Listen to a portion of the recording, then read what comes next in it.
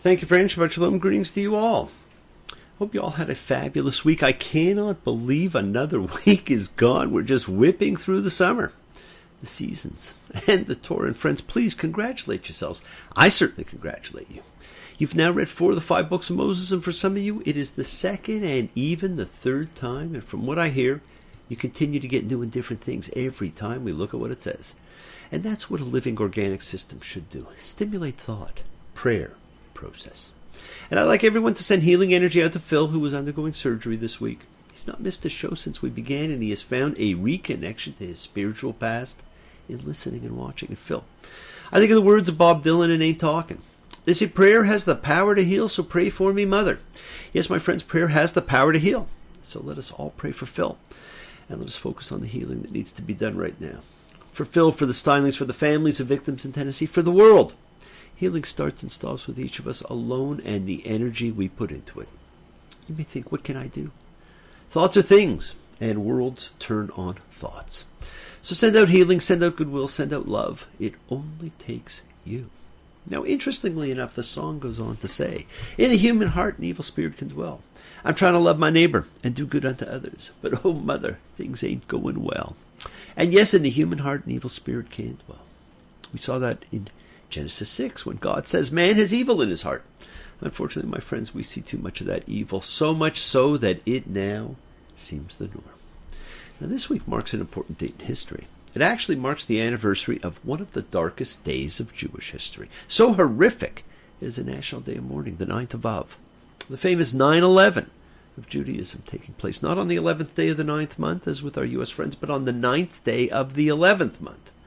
The date that is believed to be the date Moses heard the report of the spies we've talked about, and therefore the condemnation of a generation. The date of the destruction of the first temple in Jerusalem by the Babylonian king Nebuchadnezzar in 586 before the Common Era, resulting in the death of over 100,000 and the exile of more than 1 million. The date of the destruction of the second temple by the Roman Emperor Titus in 70 of the Common Era, which also resulted in the deaths and exile of millions. And for those who might not have been aware, it's also believed to be the date the Bar Kokhba revolt was crushed by the Emperor Hadrian, the date of the order of the expulsion of the Jews from Spain in 1492 during the Spanish Inquisition, and the date the mass deportation began of Jews to concentration camps from the Warsaw Ghetto. Quite a day. And it doesn't really seem quite right to call it a holiday, does it? I guess if you could simply erase a date from the year, this would be it. And it'll be followed next week by the Day of Love, the 15th of Av, the real Jewish Valentine's Day. And we will celebrate that together next week, and we can celebrate the fact that we have survived the 9th of Av all these years. Friends, we are beginning the book of words, the book we call Deuteronomy, the book that somehow does not quite fit. And when we are finished, you can decide for yourselves. The beginning of this book is amazing, simply amazing. And it's a book that begins with a beautiful juxtaposition. It is 11 days from Horeb, but it was in the 40th year. Wow, 11 days that took 40 years. The irony, the waste, the necessity, the experience, the growth, the suffering, the need for a new generation who had not known slavery, the inability of humans to outgrow a trauma of mammoth proportion to an entire nation. Perhaps it is fitting that we begin it on the 9th day of the 11th month, the day of mourning. Remember, friends, we began the year after concluding Deuteronomy because the Torah is circular. And it ends with the Song of Moses, an amazing prophetic ode that, like the great epic poems of classical literature, foretells key events. And we read it and said, what if? What if the Torah began instead of ended with this? Would you look at things differently? Well, we're about to begin the book that ends the Torah, and in a few weeks we'll be reading that incredible song again. But let's spend a minute and talk about what if. What if you turned right instead of left? What if you said yes instead of no? What if you had waited just another few minutes? We all wonder at times, what if? But friends, do not think in terms of changing the past. Don't think, what if I had done this? How would my life have turned out? Think of how that what if revelation can impact and make you change your future. You control your destiny. We have the great gift of free choice, the ultimate gift of freedom. Friends, this is Devarim, the words Deuteronomy. This is a special parsha to open a special book. The fifth of the 5 books of Moses, the book of words called Deuteronomy, and it is an especially special parsha for me because it is my ordination parsha. And I can still recall the transference of energy as the Beit Din, the 3 rabbi members of the House of Judges, put their hands on me and blessed me as Moses blessed Joshua. It has been done with all rabbis since. It was a very powerful moment, and I will always remember this parsha in a very special way. In this book of words, you will notice, my friends, it is the words that play the dominant role. Watch, or should I say listen, as Moses mixes past, present, and future generations. So in the end, the messages imparted in this book become the messages for each generation who reads this text. For some, the opening parsha best belongs elsewhere, perhaps at the end of Numbers. It's really the end of the journey. And it's the next parsha that truly begins the repetition of the law. And that's what this book is about. You see, the ancient name for the book of Deuteronomy is Mishnah HaTorah, which means repetition of the Torah. And friends, that is what it will seem like. Laws and stories you read in the other books, all summarized here. But as I said last time, slightly different. But don't think of it as Deuteronomy. Think of it as repetition. Remember, friends, we take the English name from the Greek, and the Greek name for this book was Deuteronomos, which means second law. It was a retelling of the law. Now, another and probably more proper way to translate it would be the repetition of the teaching, because that is what Torah means. You see, Torah here is still a verbal noun that means teaching, but the repeated stress of Deuteronomy begins to push Torah in the direction of the meaning it would subsequently have, and which it has now, the name not only of this book, but of all the 5 books of Moses. And it's a book of expounding and explaining, and that is probably what sets this book apart the most from the preceding 4. Friends, so much of what we have read had to see or visual themes. Now things change. It is a book about words. Devarim, the name of the books, it's what you hear. More than any other biblical text, it is a book of words, as the title suggests. Moses reminds the people, "And the Lord spoke to you from the midst of the fire. The sound of words you did hear, but no image did you see except the sound." The eye, which has seen so much from Egypt until this moment, can see nothing. The ear alone can receive the commanding divine words. And Moses adds, "And me did the Lord charge at that time to teach." God writes the text of the 10 words in stone, then designates Moses, the continuing intermediary, as the leader and expounder of the laws. Presumably the reference is not to the Decalogue itself, but to the Code of Laws. What in Exodus is the so-called Book of the Covenant, it's its counterpart in the Code of Laws in Deuteronomy. And it is this book which produces the phrase, "by the word of the Lord," which becomes a foreshadowing of the whole theology of legal interpretation that later will undergird the Talmud, as every rabbinic ruling is halakha leMoshe miSinai, a law according to Moses from Sinai. Deuteronomy, my friends, is different. It's a series of speeches, almost sermons, surrounding a recap of laws. It was the missing book of the Torah for hundreds and hundreds of years.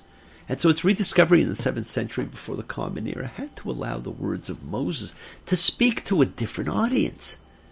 There needed to be a parallel, an equivalence between this gathering, this new assembly at the Jordan, and the defining experience at Sinai, which is repeatedly referred to as Yom HaKahal, the Day of Assembly. And in creating that link, there is the creation of an equivalence between the experience of this audience, physically present to receive Moses' last words, and that of the 7th century before the Common Era audience and its prospective heirs, which are us, listening to the newfound book of Deuteronomy and assenting to its authority. The resources of rhetoric are marshaled to create through a written text the memory of a foundational national event, so that the latter-day Israelites listening to this book of teaching, Sefer HaTorah Hazeh, will feel that they themselves are reenacting that event. How brilliant is that? Now, Moses' first discourse, beginning in chapter 1, is a rapid and highly selective recapitulation of elements in the wilderness that are already reported in Exodus and Numbers. But you will notice changes from what was read before. Just the opening tells you this. Moses begins by talking of the judges, but certain facts have changed and names left out. not to protect the innocent, mind you. Nowhere is Yitro, Moses' Midianite father-in-law, mentioned.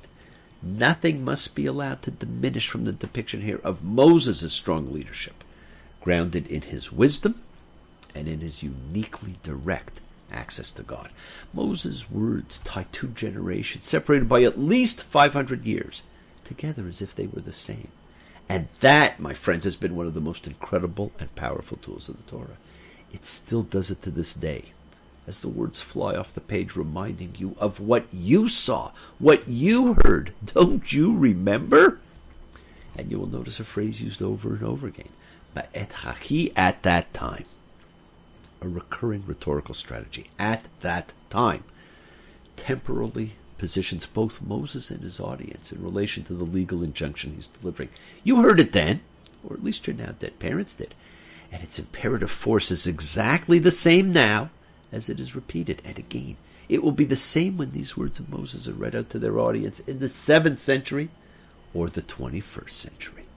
The Israelites have completed their long and arduous flight through the wilderness and now stand before Moses, just east of the land of Canaan.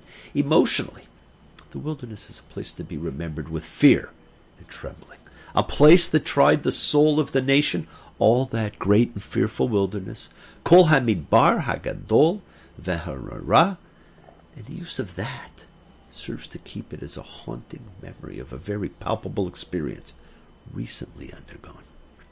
In fact, the terror of the wilderness will be carried forward in Deuteronomy all the way to the Song of Moses, which speaks of the wilderness land, the waste of the howling desert. It is the wilderness, Moses says, which you have seen.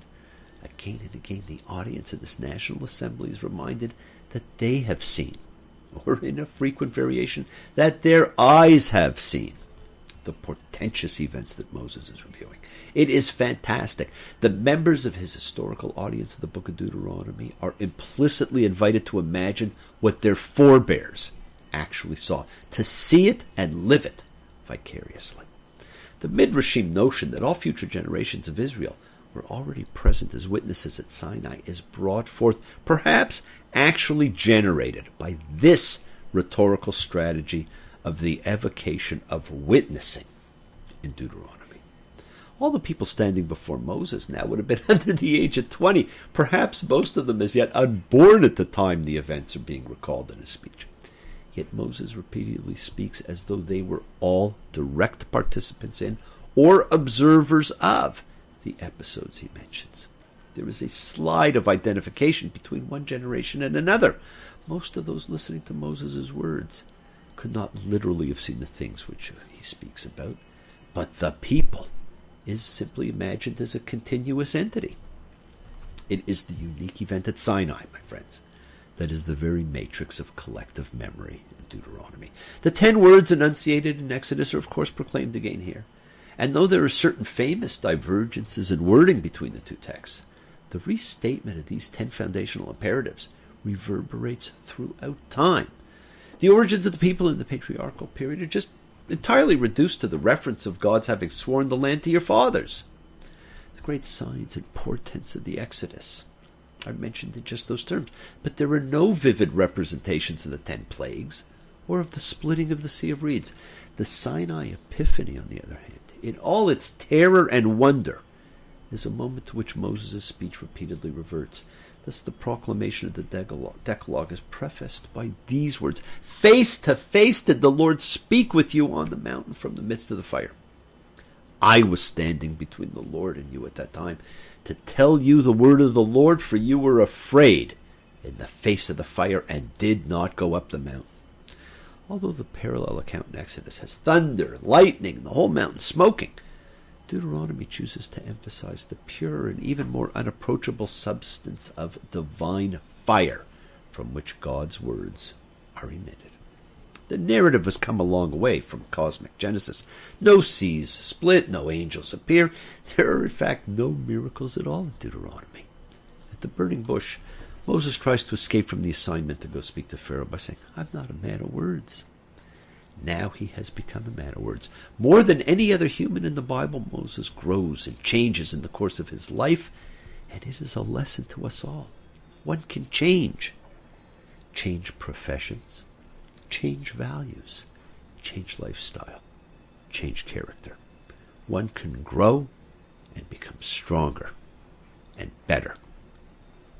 We watched as a regular human being with weaknesses, a temper, fears, and flaws, with key pieces unrevealed, comes to be the leader of a nation, a spokesman for God, and the founder of a faith that plays a role in the destiny of humankind. This book ushers in a new era, my friends. In place of the acts of God, there is the Word of God, and the Word is good. Now you know that you are real. Show your friends that you and me belong to the same world, turned on to the same Word. Have you heard? Have you heard? The world is sacred, so is everything in it. Express your gratitude, my friends. Light a candle, make a wish, celebrate your life and the lives of those you love. Share your feelings with them, live free, be free, and honor your freedom. Be well, be happy, be blessed. Share and honor the light, all who live in the light. Continue to shine, continue to send everyone you know goodwill and love. Pray for peace and freedom for everyone, an end to terror and hatred. And remember, friends, we are a community. We learn together, we celebrate each other, we love each other. We share this ride together, men and women equally. Get well, Phil. Thank you all, love you all, see you all next time. And I do love seeing you again. And remember, your wishes do come true. Words are flowing out like endless rain into a paper cup. They slither wildly as they slip away across the universe. Bless you all. Shabbat Shalom.